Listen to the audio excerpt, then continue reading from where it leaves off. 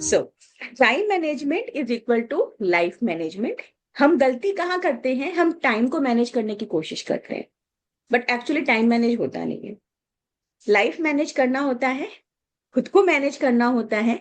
Once you learn how to manage yourself, का time अपने आप मैनेज हो जाएगा। डेफिनेशन पे अगर मैं जाती हूँ, what is time management? Definition के हिसाब से जब आपके पास आपके लिए, आपकी फैमिली, आपके रिलेशन के लिए, आपके वर्क के लिए इनफ टाइम होने के बाद भी एक्स्ट्रा टाइम बच जाता है, then you can say that आपने टाइम मैनेज कर लिया।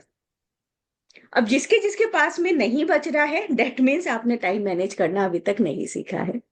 ठीक है, तो टाइम मैनेज करने का मतलब है कि सब चीज को टाइम देने के बाद भी आपके पास इनफ टाइम बचना चाहिए, otherwise you are not managing your time properly. तीन चीजों को मैनेज करना होता है टाइम मैनेज करने के लिए। खुद के लिए टाइम, खुद के काम के लिए टाइम, राइट, और खुद की फैमिली या रिलेशंस के लिए टाइम। काम के लिए टाइम का मतलब है आप चाहे जॉब करिए, चाहे बिजनेस करिए, या जहां से भी आपकी अर्निंग आ रही है वहां पे आपने टाइम दिया। पहला सेट ऑफ टाइम आप वहां देते हैं।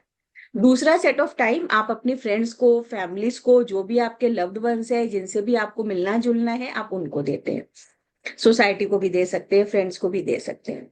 तीसरा स्लॉट ऑफ टाइम आप खुद को देते हैं। खुद को कब दे रहे हैं? इधर आप वॉक कर रहे हैं, या फिर आप मेडिटेशन कर रहे हैं, या आप एक्सरसाइज कर रहे हैं, राइट, या फिर आप कुछ नहीं कर रहे हैं, सिर्फ एक कॉफी लेके ही बैठे हुए हैं, या आप मनन या चिंतन कर रहे हैं। ठीक है, तो ये कुछ भी अगर आप करते हैं ये आपका सेल्फ में काउंट होता है। तो जब ये सारी चीजें करने के लिए आपके पास टाइम है, then you are actually managing your time properly. इन सबको मैनेज करने में गलती कहाँ होती है? सबसे लास्ट में हम खुद को टाइम देते हैं।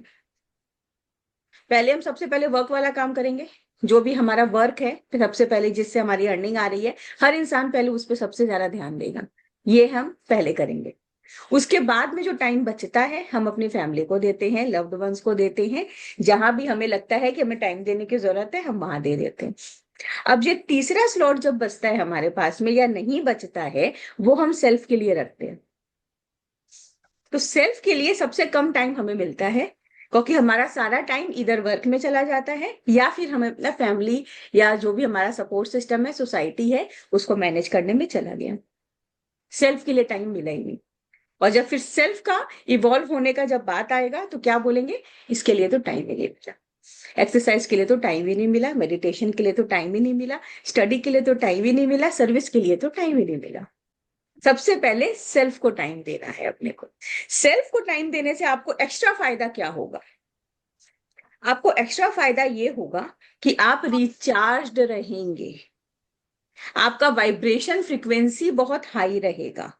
जब आप रिचार्ज रहोगे और आपका वाइब्रेशन फ्रिक्वेंसी हाई रहेगा, तो आप अपने वर्क प्लेस पे और रिलेशनशिप में क्वालिटी टाइम देंगे, क्वांटिटी टाइम नहीं देंगे।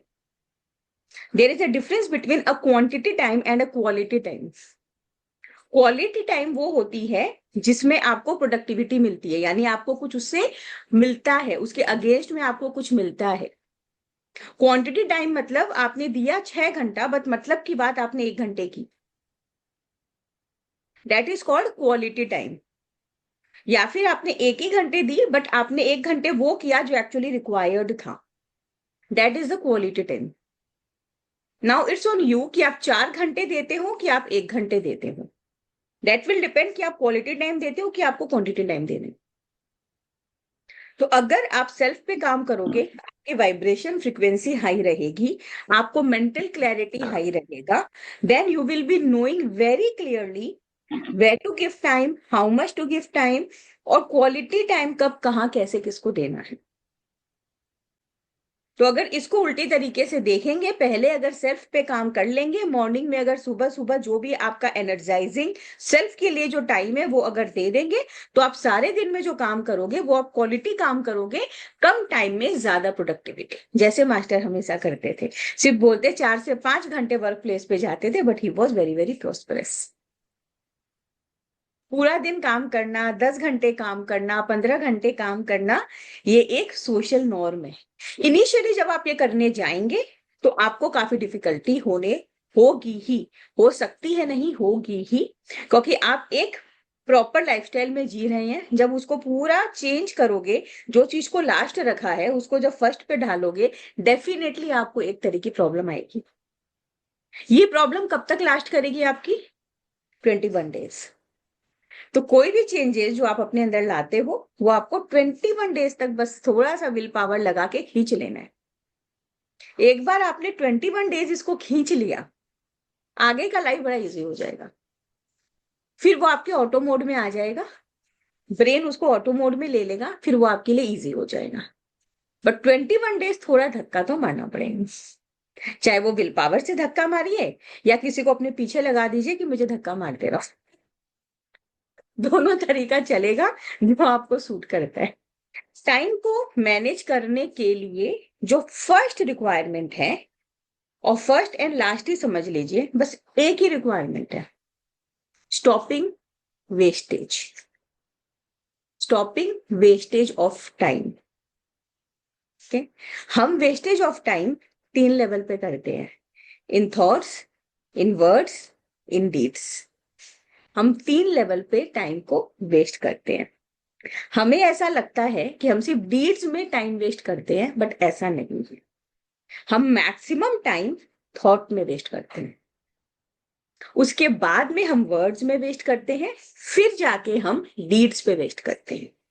थॉट लेवल पे टाइम वेस्ट तब होता है जब आपको मेंटल क्लैरिटी नहीं होती है, एक ही चीज को लेके आप बार बार बार बार सोचते हैं, या फिर आप अपने पास्ट या अपने फ्यूचर में अटके होते हैं। जब भी आप प्रेजेंट में नहीं हो, आप ओवर थिंकिंग करते हो। तो all the thinking of your past and all the thinking of your future is a overthinking for you, which is a wastage of time, because जो बीत गया है वो भी आपके कंट्रोल में नहीं है, जो आने वाला है वो भी आपके कंट्रोल में नहीं है। तो ये जो दोनों अनकंट्रोल्ड वर्जन है, इसके लिए जो आज प्रेजेंट आपके कंट्रोल में है वो आप वेस्ट कर रहे हो। यस। और एक काम को करने के लिए जो 2 घंटे के टाइम लगने चाहिए थी, अभी 4 घंटे लग रहे हैं, just because you are stuck in your past और in your future. For example, आप किसी काम को करने के लिए बैठे हो, यू आर वर्किंग, आपके थॉट में इधर पास्ट या आपका फ्यूचर चल रहा होगा, कोई आ रहा है, सर ये काम करना है, because you are stuck in your past and your future, you will say हाँ क्या बोला, फिर से बोलना। This is very common criteria, right? इसका मतलब क्या है? You are not in your present, you will have to again ask कि आपने क्या बोला। इसका मतलब ही है कि you are not in your present. तो इसी चीज में अब वो इंसान दोबारा रिपीट करेगा जो उनको रिपीट करना है। फिर जब आप उस चीज के बारे में सोचेंगे, तब आपको सिर्फ 5-10 मिनट लगेगा to move your past, move your future. फिर आप वापस एक प्रेजेंट में कॉन्सेंट्रेट करते हो, फिर बोलते हैं हाँ बोलो क्या बोल रहे हो। ये पूरे क्राइटेरिया में आपका बहुत टाइम वेस्ट हो गया। ये बहुत छोटा सा एग्जाम्पल है, और ये हर इंसान के संग होता है। कौन सा ऐसा इंसान है जो कि ये बोलेगा कि नहीं मेरे संग ये नहीं होता है? कोई भी इंसान कुछ बोल रहा है, always you are attentive towards your present. हाँ वो बोला और आपने सुना, वो बोला आपने सुना, हर इंसान बोलता है क्या बोला, फिर से बोलना, हाँ मेरा ध्यान कहीं और था, फिर से बोलना। अब समझिए, अगर मैं अभी घर में हूँ, मुझे पता है कि मुझे 10 बजे ऑफिस निकलना है, मैं अगर 7 बजे उठती हूँ, मैंने अपना काम 8 बजे तक कंप्लीट किया, 10 बजे मुझे निकलना है, 8 से 10 का टाइम मैंने डिसाइड किया है कि मैं घर पे दूंगी, then at that time I should be completely at home. यानी बच्चों को कैसे मैनेज करना है, घर को कैसे मैनेज करना है, मेड्स को क्या इंस्ट्रक्शंस देनी है, किसको क्या इंस्ट्रक्शंस देना है, क्या तो खुद के तैयारी के करके घर से निकलना है। I am going to think on only about that. तो वो जो 8 से 10 का मुझे टाइम मिला, I will be fully utilising that time. उस टाइम पे अगर मैं काम के बारे में सोचूंगी कि मुझे 10 बजे निकल के क्या क्या करना है, आइडियली 8 से 10 के बीच में मैं जितना काम घर पे कर सकती थी उससे आधा ही करूंगी मैं। क्योंकि सबके संग यही होता है, 10 बजे अगर आपको निकलना है, you are completely in the thought of कि 10 बजे निकल के क्या क्या करना है, पहले यहाँ जाऊंगी, फिर उससे ये बात करूंगी, उससे ये बात करूंगी, उसको ऐसे कन्विंस करूंगी, उसको ऐसे बोलूंगी, इससे भी मिलना है आज, उससे भी मिलना है, you are completely in the that thought of the future. इसीलिए आज आप जो इंस्ट्रक्शंस आपको देना है घर पे, वो आप कंप्लीट नहीं दोगे, आप आधा अधूरा दोगे, क्योंकि आधी चीजें आपके भी दिमाग से निकल जाएगी, बिकॉज आप फुल्ली वहां पे कॉन्सेंट्रेट या फोकस नहीं कर रहे हो।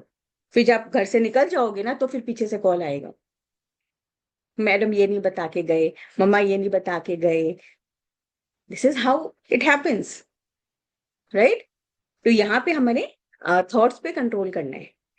जो घर का जो टाइम है कंप्लीट घर का, then when you are out for the work, अगर आप 10 बजे घर से निकल रहे हो, this is the working time, 10 से 6 अगर आपका वर्किंग टाइम है, you do complete your work. फिर अगर आपने घर आके सेल्फ के लिए टाइम दिया है, then you do complete self का काम, और फिर यू डू कंप्लीटली फैमिली का काम, whatever your priorities are.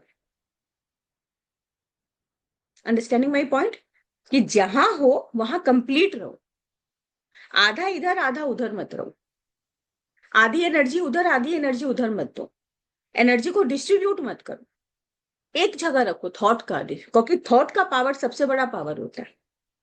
Focus concentration सिर्फ वहीं रखो जहां पे करना है, और एक बार वो छोड़ दिया उसको पूरा छोड़ दो, फिर जो होगा सामने वाला देखेगा, अपने अपने को जितना देना था अपने कर लिया, बाकी छोड़ो, जो होगा देख लेंगे, अब आने के बाद ही देखेंगे, अब 6 बजे बाद ही देखेंगे, अभी अपने को मतलब भी नहीं है 10 से 6 जो हो रहा है होने दो।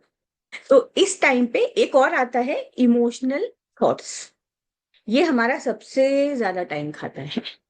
फॉर एग्जाम्पल, अगर गुस्सा आ गया किसी बात पे, अभी गया आधे घंटे 1 घंटे, अभी तो कुछ नहीं होएगा, अभी वो गुस्से को शांत करने में आधे 1 घंटे अपने निकल गए।